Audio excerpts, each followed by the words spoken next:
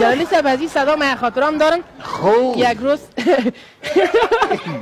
خوب یک روز یک نفر شماره خود داد، گفت که باشه پیش تیاج وقت کار شد برام زنگ بزن، یک برنامه میرفتیم.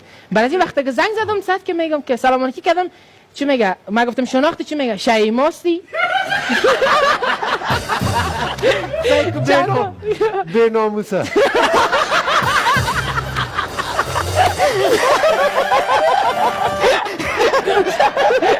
با معذرت البته دختر خانم بود.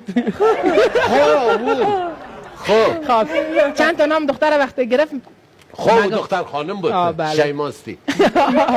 وقتی چند تا نام گرفت ما گفتم نه منصور هستم. بعدش اینقدر خنده کردن. هلو رفتم داخل صنف همین گپ این خورخوندید بود.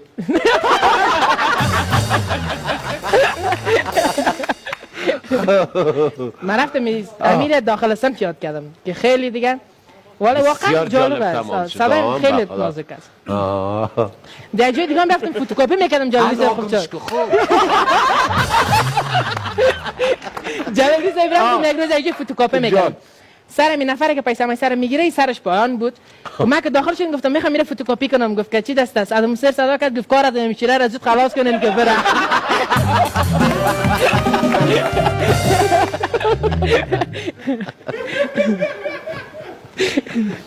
والا نزدیک بیاب شده بودی.